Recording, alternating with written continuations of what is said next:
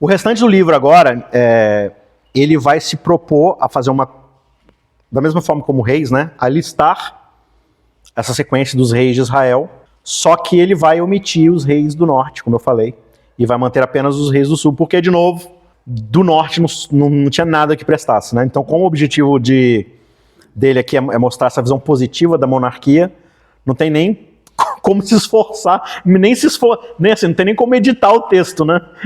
Tipo, o texto vai ficar assim, ó, e o rei foi. É isso, é o que salvou de bom do cara, ele foi. O que ele contribuiu para ele? Foi. Né? Dormiu, fulano de tal dormiu, morreu, né? O que ele contribuiu para a humanidade? Morreu. Ele quer mostrar também, né, como é que a nação ela vai se afastar, mesmo com positivos e negativos, mas a nação ela foi se afastando cada vez mais de Deus, foi mergulhando no pecado, e aí eles são levados ao exílio. Ele mostra isso também da mesma forma como Reis, mas com um propósito de chamada ao arrependimento, como a gente vai ver agora. E para entender isso, a gente lê aqui, talvez um dos versos mais conhecidos de Crônicas, depois da oração de Jabes, né? Que é 2 Crônicas 7, 13 a 15.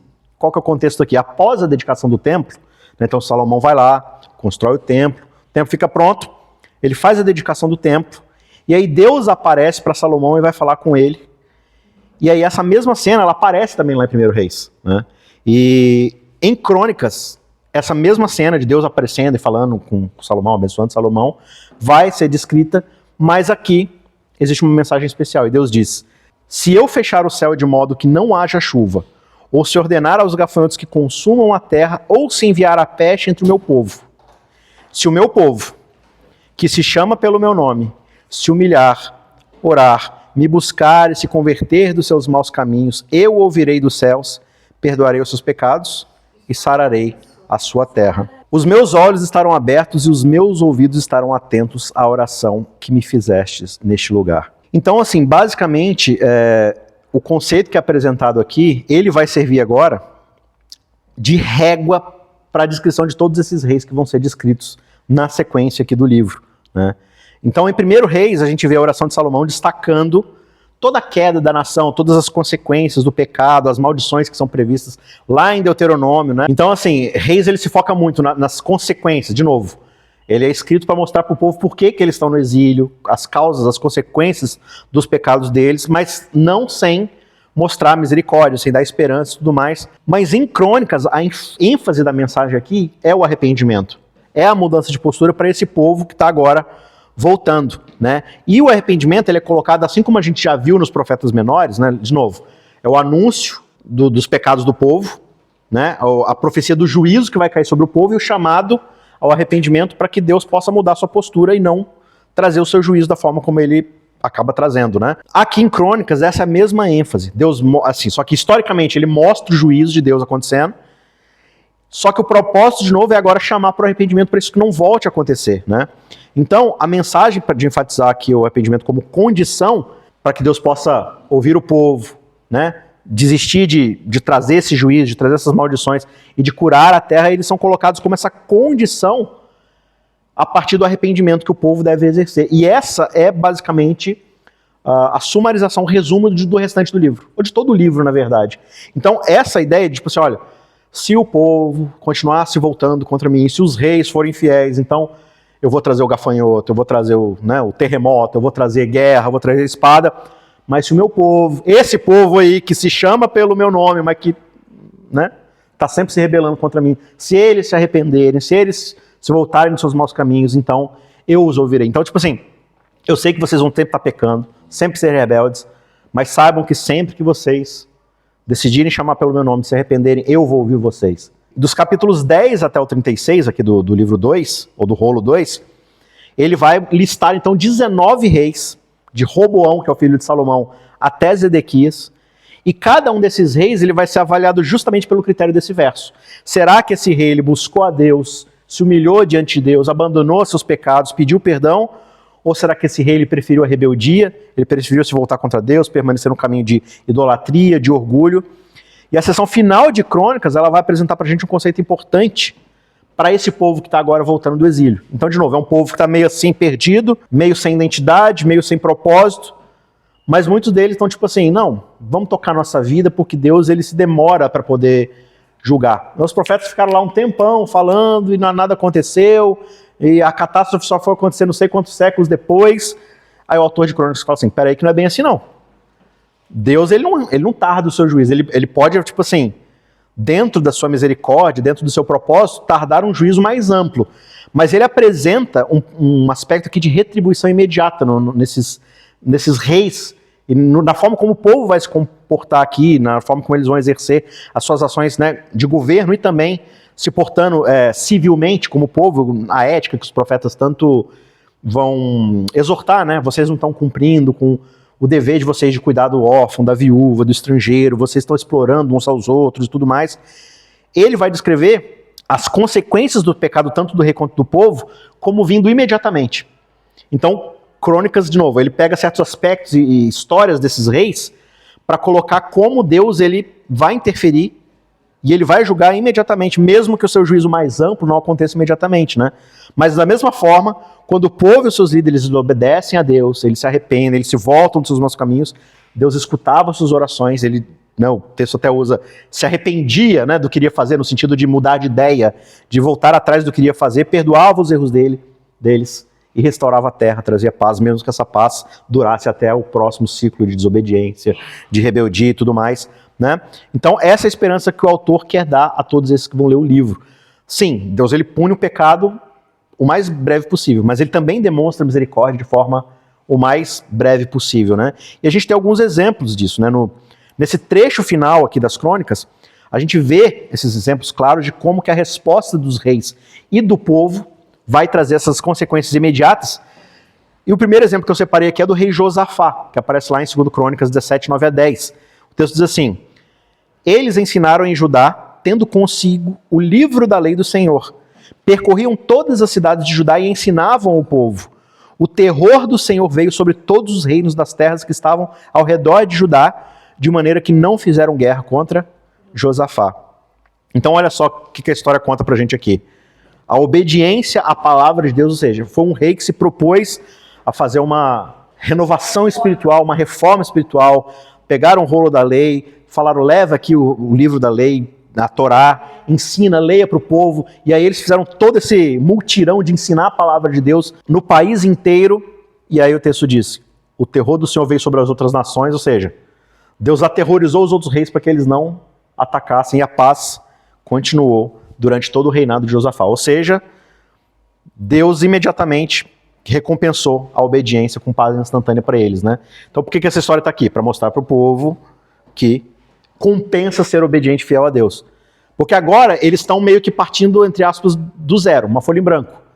Então a forma como eles vão se portar daqui para frente no pós-exílio vai definir o futuro da nação. Então por isso todo esse cuidado de direcionamento, de propósito para o povo. E essa é mais uma dos propósitos aqui do livro de Crônicas. Outro exemplo positivo é o de Ezequias, né, como a gente falou lá no começo, né?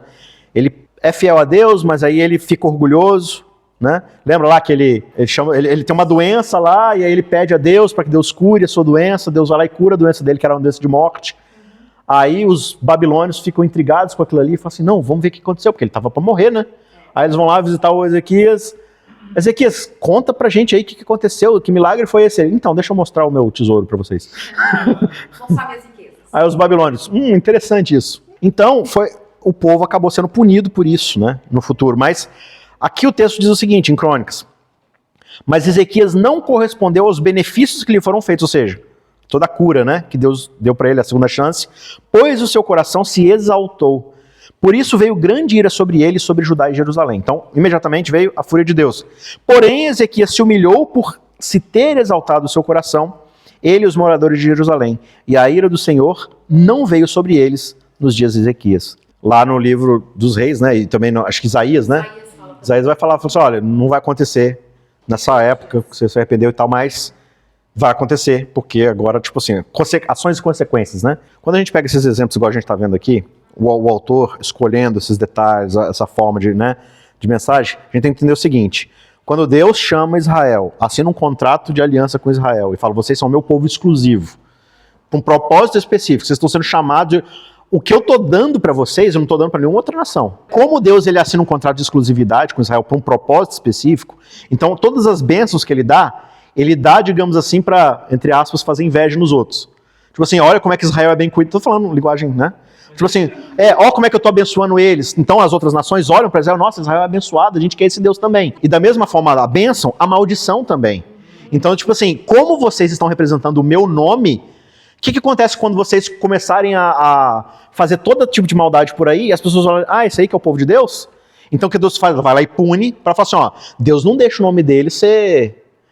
o Senhor não terá por inocente o que tomar seu nome em vão. Ou seja, o que é? Vocês estão representando o meu nome e me fazendo parecer mal, castiguem vocês. Para os outros povos olharem e falar assim, não, Deus ele não é assim também não. Tipo assim, que ele, né, ele protege o povo mesmo fazendo maldade. Então, essa relação da punição divina, do justiça divina e também da bênção divina, que está tudo prescrito no contrato, se você ler lá de novo, né, a Torá, você vai ver tudo isso no contrato, é com esse propósito. Após a cruz, meu amigo, aí é uma outra configuração, é um outro paradigma que não é exatamente esse. Infelizmente, em Crônicas, os exemplos ruins, eles são bem mais abundantes do que os positivos, né? E aí o próprio Roboão, que é o filho de Salomão, então, de novo, Salomão, que escreveu ou compilou o provérbio Ensina a criança no caminho que deve andar, que quando for grande, o filho de Salomão. Não, e o filho, e Provérbios, ele é meio que escrito para Roboão, né? Não é isso? Ele é Salomão compilando a sabedoria de um pai para um filho. Aí Roboão, educado no lar real da família de Salomão, quer ser excelente rei. Segundo Crônicas 12, 1 a 2, conta a história de Roboão resumindo aqui, diz o seguinte: tendo Roboão confirmado o reino e havendo se fortalecido, ou seja, assim que, né, Roboão assume ali o reinado e tudo mais, abandonou a lei do Senhor e todo Israel fez o mesmo. E esse é o grande resumo da história do povo. O povo sempre vai atrás do rei. O povo sempre vai atrás do seu governante, né? E todo Israel fez o mesmo. E aí Sisaque, que era o rei do Egito, atacou Jerusalém no 5º ano do reinado de Roboão. Isso aconteceu porque tinham transgredido contra o Senhor. É aquele da causa, né? Então, por que... Aí, de novo, porque o autor está deixando claro na teologia dele. Por que Sisaque veio para destruir Israel? Porque o rei foi infiel. Porque o povo foi infiel. Porque o povo foi idólatra, né? Então a gente vê aqui que imediatamente ao abandonar a Deus o castigo vem. E aí tem uma outra história que é de Amazias, em 2 Crônicas 25, 27, que diz: depois que Amazias deixou de seguir o Senhor, conspiraram contra ele em Jerusalém, e ele fugiu para Laques, porém enviaram homens atrás dele até Laques e o mataram. Ou seja, ele se afasta de Deus e a morte vem, né? Então assim, ele não está tentando, como é que eu aplico isso para minha vida hoje? Entendeu? Não é esse o propósito. Ele está falando para um povo dentro da aliança, dentro de um contexto ali pós-exílico, que está pensando assim, não, a gente chegou até aqui e tal, mas demorou muito tempo, então vamos seguir a nossa vida. A gente vai ver depois em Ageu alguns dos problemas que estão acontecendo ali nesse pós-exílio, entendeu? Como é que o povo está se comportando e tudo mais. Então, ao mesmo tempo, o autor de Crônicas está falando assim, gente, da mesma forma como as promessas para o Messias e as promessas do sacerdócio da presença de Deus ainda são válidas, os deveres da aliança ainda são válidos. Então vocês ainda têm um propósito, vocês ainda têm um caminho para seguir. Então, continuar vivendo como seus antepassados vai trazer as mesmas consequências que tiveram seus antepassados, né? Tanto é que de persas chegam os gregos, de gregos vêm os romanos e vida que segue, né? Então, Crônicas está cheio desses exemplos mostrando que cada geração ela recebe a consequência das suas escolhas. De novo, essa não é uma verdade que ele está querendo trazer para mim hoje. Tipo assim, não, se eu for fiel a Deus, a bênção vai ser imediata. Se eu for infiel, a bênção, a maldição também vai ser imediata. Isso está dentro de um propósito, dentro de uma ideia, de um contrato que foi assinado. E também não é Deus, de novo, subornando o povo para obedecê-lo por causa das benesses que eles vão receber. Isso está dentro do propósito que eles foram chamados para realizar, né? Por isso, toda essa configuração. E aí, no final do livro, a gente vê claramente onde que essa desobediência toda de Israel levou. E aí, o autor ele recapitula isso justamente como esse anúncio para o povo. Falou, evitem esse caminho. Que diz: o Senhor, Deus dos seus antepassados, enviou mensageiros ao seu povo repetidas vezes, pois tinham compaixão do seu povo e da sua habitação. Mas eles zombavam dos mensageiros, desprezavam as palavras de Deus e caçoavam dos seus profetas, até que a ira do Senhor cresceu contra o seu povo e não havia mais remédio. Então Deus trouxe contra eles o rei da Babilônia. E aí no verso 19, eles queimaram o templo de Deus, derrubaram o muro de Jerusalém, incendiaram todos os seus palácios e destruíram tudo o que era de valor.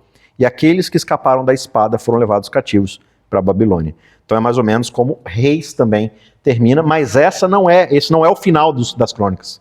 A gente chega nesse final que é o final do pré-exílio, né? E a gente está falando aqui de uma população, de um autor que está escrevendo isso depois do exílio. Então, apesar de toda essa tragédia, que assim como o livro de Reis é descrito aqui, o livro, na verdade, aqui vai terminar, diferente de Reis, com Deus tocando o coração de Ciro, que foi o rei responsável por tirá-los lá da Babilônia, né? Permitir que o povo volte para Jerusalém, reconstrua a nação, reconstrua o templo. E aí o livro acaba exatamente, segundo Crônicas 36, 23, assim: assim diz Ciro, rei da Pérsia: o Senhor Deus dos céus me deu todos os reinos da terra e me encarregou de lhe edificar um templo em Jerusalém, que fica em Judá. Aquele dentre vocês que for do seu povo, que suba a Jerusalém, e o Senhor, seu Deus, esteja com ele. Então, na verdade, assim, o livro acaba, mas a frase aqui de Ciro, que está sendo citada, ela é meio aberta, né? Ela meio que não conclui a história. O Ciro fala assim, ó, então, quem de vocês aí for do povo de Israel e se servirem a Deus, pode voltar quem quiser ir para Jerusalém para reconstruir o muro e a cidade. Fim. Tá, e quem foi? E quantos foram? E quantos ficaram? A gente vê em As Neemias quem foi. A gente vê em Esther quem ficou. Um monte de gente ficou lá, né?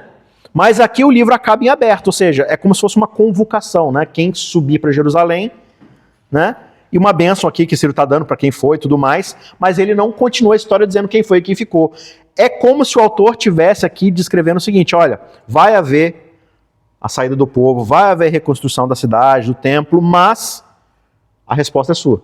É você que vai decidir agora como é que você vai se engajar com as palavras que foram escritas nesse livro. Então, ele deixa isso em aberto para o povo que agora está retornando do exílio, olharem para tudo isso e falar assim, qual resposta eu vou dar a tudo isso? Não só esse convite aqui, ou essa convocação de Ciro, mas a todas as palavras do livro. Vocês vão ser fiéis? Vocês vão ser infiéis? Vocês vão continuar repetindo os erros dos seus antepassados? Ou vocês vão reconstruir a cidade agora, mas reconstruir o coração de vocês, digamos assim, né? Então, essa é a resposta que o autor escreve o livro para que eles possam dar. E aí, o livro, então, ele apresenta essa esperança para o povo de Deus como um todo, né? As genealogias, elas provam ali, resumindo, né, que a linhagem de Davi, ela permanece viva.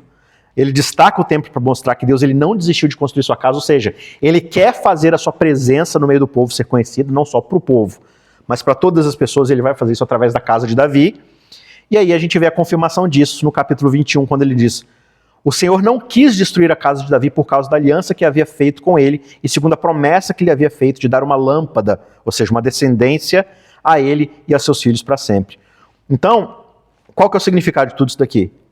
O resumo de Crônicas é: as promessas de Deus para Davi e para todo o povo, elas continuam válidas.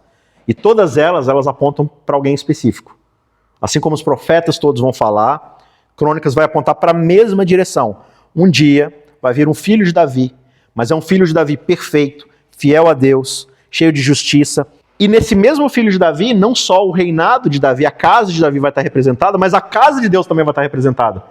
Porque esse filho de Davi ele vai ser tanto a casa de Davi quanto a casa de Deus. Ele vai ser tanto o rei, o trono, quanto o templo e o altar, né? O sacerdócio vai estar nele. Então, esse Messias ele vai aglutinar, agregar todas as promessas de Deus dentro dele, né? Ou nele mesmo. Por isso que o final de Crônicas não termina com dúvida, mas termina, na verdade, com essa grande seta apontando para o Rei dos Reis, que vai de fato e de forma definitiva, de uma vez por todas, perdoar os nossos pecados e sarar a nossa terra definitivamente.